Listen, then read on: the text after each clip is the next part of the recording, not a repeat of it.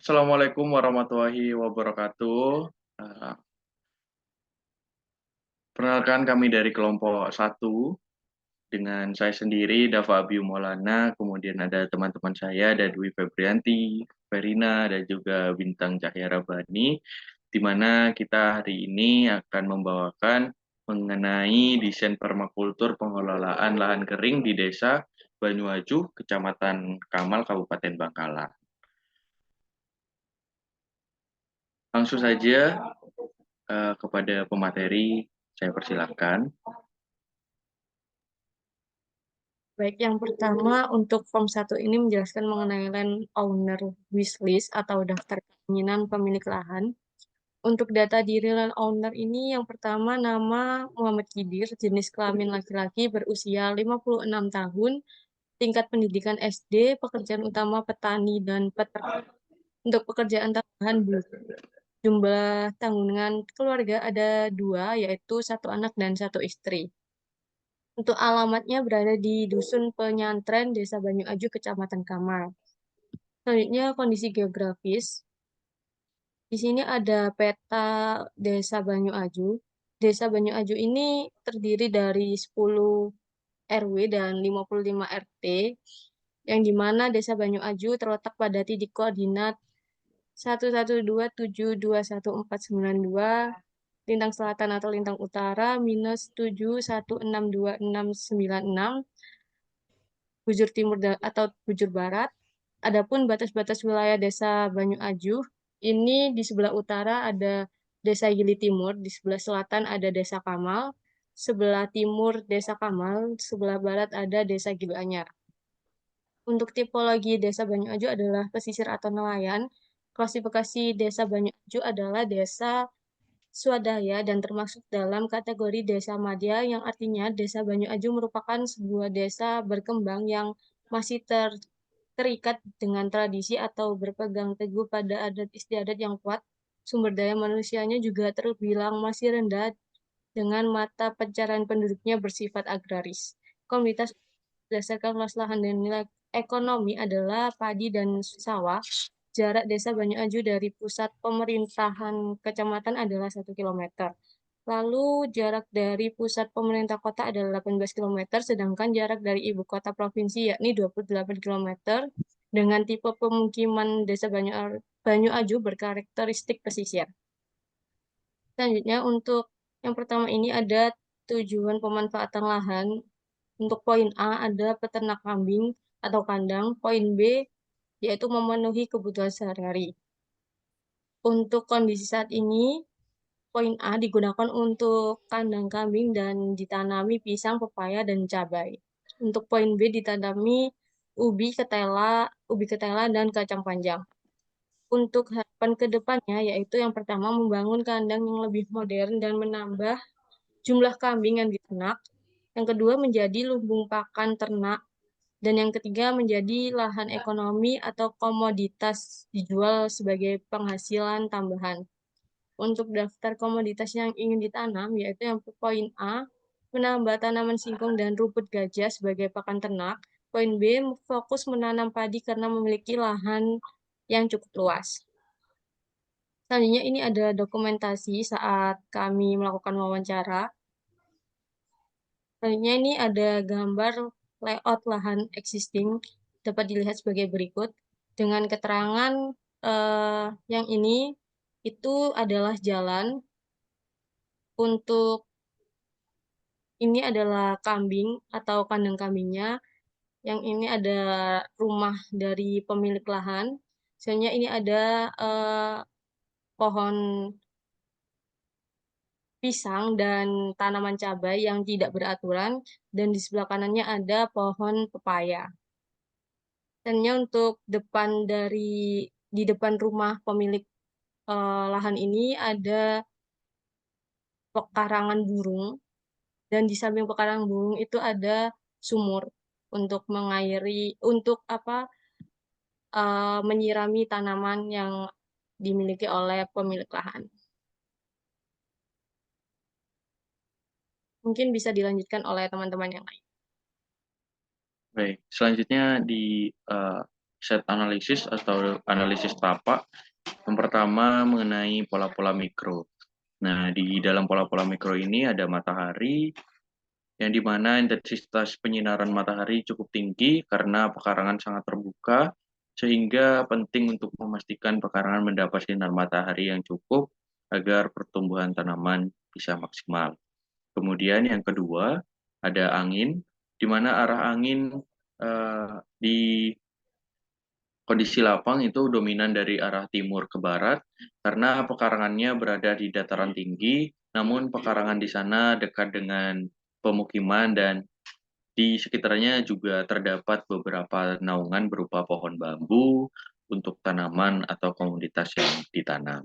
Kemudian di yang ketiga itu ada air, di mana sumber air utama di sana berasal dari sumur, di mana jarak sumur tidak jauh sehingga air sumur dapat dimanfaatkan untuk peternakan dan juga tanaman yang ada di pekarangan. Kemudian yang terakhir ada vegetasi. Nah, di sekitaran lahan terdapat vegetasi berupa pohon bambu. Kemudian selanjutnya ada pola-pola makro. Yang pertama ada iklim. Pola hujan saat ini yaitu sedang. Kemudian suhunya mencapai 31 derajat dan saat ini cocok untuk ditanami singkong, cabai dan juga pisang. Lalu lahan yang ada di Desa Banyuaju atau pemilik lahan itu termasuk jenis lahan kering karena tidak ada sumber air yang mengalir. Kemudian ada topografi, di mana kondisi pekarangan berada di dataran dan tidak mempengaruhi aliran air, angin, dan iklim mikro. Selanjutnya ada infrastruktur, di mana akses jalan di sana itu cukup baik, sehingga mudah, akan tetapi kondisi jalan tidak terlalu mulus seperti itu. Dan terdapat jaringan listrik atau air yang mendukung, dan yang terakhir ada aktivitas manusia. Di sekitaran pekarangan di sana tidak terdapat industri, namun ada pemukiman masyarakat sehingga tidak mempengaruhi begitu besar kualitas dari segi kualitas lingkungan dan juga pertumbuhan tanaman yang ada di pekarangan di sana. Selanjutnya dilanjutkan oleh teman saya.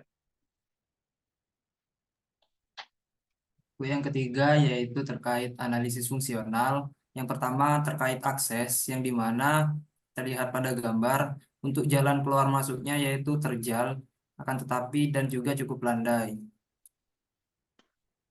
Lalu terkait struktur existing dari pekarangan dilihat pada gambar itu. Untuk bagian depan terdapat rumah pemilik dan juga di bagian belakang terdapat kandang kambing dan beberapa tanaman seperti tanaman pisang, pepaya, dan juga cabai. Terkait struktur existing dari sawah yang dimana hanya terdapat lahan saja dan juga pepohonan di sekitar sawah tersebut. Lalu untuk utilitas dan juga pelayanan terdapat akses sumur untuk penggunaan lahan sekitar, yaitu digunakan sebagai peternakan, pemukiman, pertanian, dan tidak terdapat industri. Untuk peraturan dan pembatasan di sana tidak ada.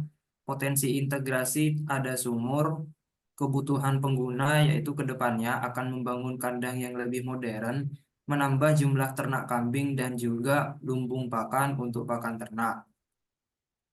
Lalu yang pertama untuk analisis rekomendasi berdasarkan studi literatur terkait kandang kambing, kami mengambil penelitian dari Sutriyono et al. 2020. Untuk desain kandang yang diterapkan tiap peternak yaitu berbeda-beda walaupun dengan prinsip yang sama, yaitu plester miring, panggung, dan baterai. Desain kandang SOP yaitu kandang dengan sistem panggung, dan di sana terdapat beberapa kamar yang disekat. Di bawah kolong lantai kandang diplester dengan kemiringan tertentu yang nantinya mengarah ke selokan, dan di ujung selokannya yaitu diberi timba atau tempat pembuangan urin dari kambing. Limbah kambing tadi diterapkan di kandang SOP dengan memanfaatkan dengan baik, yang nantinya kotorannya itu akan dikumpulkan dengan lebih mudah. Lalu rekomendasi terkait pakan ternak, kami mengambil dari penelitian Nasrullah et al. 2021 terkait rumput gajah, yaitu memproduksi lebih tinggi karena disukai oleh ternak ruminansia dan dapat tumbuh pada berbagai kondisi, membentuk rumpun dan juga mudah beradaptasi dengan lingkungan lembab maupun kering, serta tidak dapat tumbuh baik dalam kondisi lahan yang tergenang air sehingga cocok dibudidayakan untuk menunjang peternakan. Untuk form keempat akan dijelaskan oleh pemateri yang lain.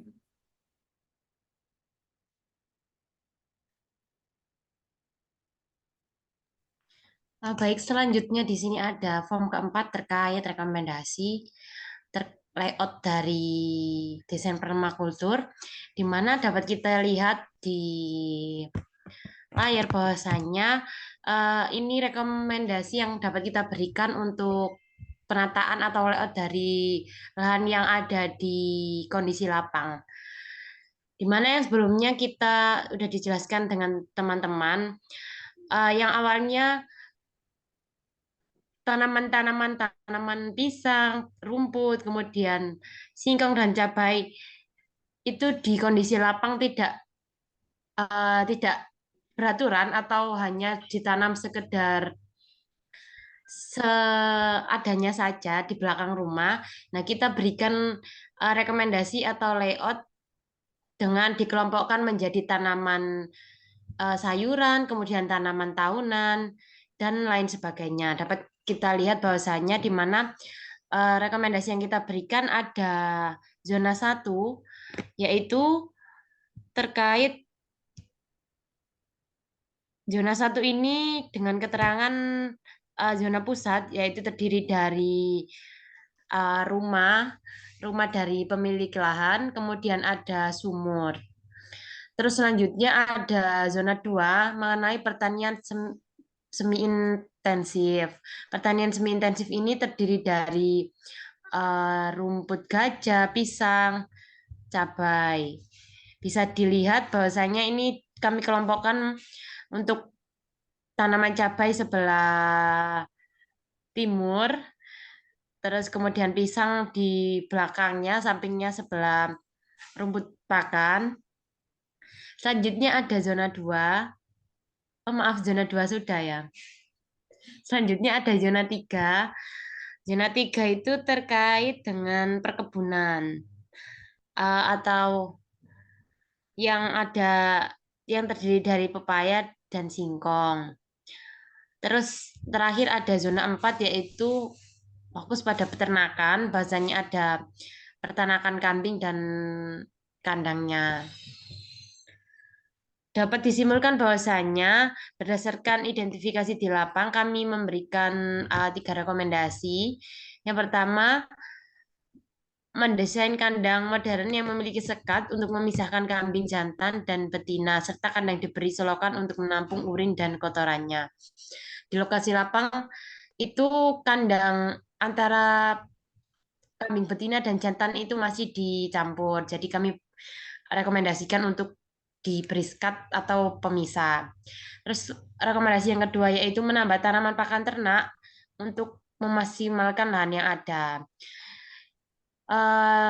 Di kondisi di lapang itu sebelumnya belum ada tanaman ternak atau rumput gajah.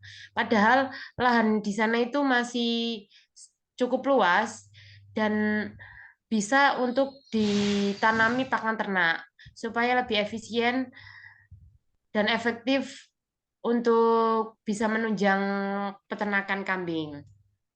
Terus ada rekomendasi yang ketiga yaitu terkait penata gunaan lahan atau layout agar lahan dapat digunakan lebih efektif dan efisien. Adapun contoh dari kandang modern yang kami maksud yaitu seperti gambar di layar. Cukup sekian dari kami. Saya kembalikan ke moderator. Baik, terima kasih kepada pemateri yang sudah menjelaskan secara detail dari form 1 hingga form 4 mengenai desain permakultur pengelolaan lahan kering. yang ada di Desa Banyuaju, Kecamatan Kamal, Kabupaten Bangkalan, sehingga apa yang kami rekomendasikan juga kami harapkan kepada pemilik lahan bisa menjadi pertimbangan untuk kedepannya, dan juga bisa menjadi kemajuan lah untuk pemilik lahan, seperti itu. Mungkin cukup sekian dari kelompok 1. Kami ucapkan terima kasih sebanyak-banyaknya sudah mendengarkan penjelasan kami, dan kami mohon maaf juga atas apa yang kami jelaskan mungkin ada kekurangan atau tutur bahasa yang kurang dimengerti. Kami cukupkan, kami pamit undur diri. Wassalamualaikum warahmatullahi wabarakatuh.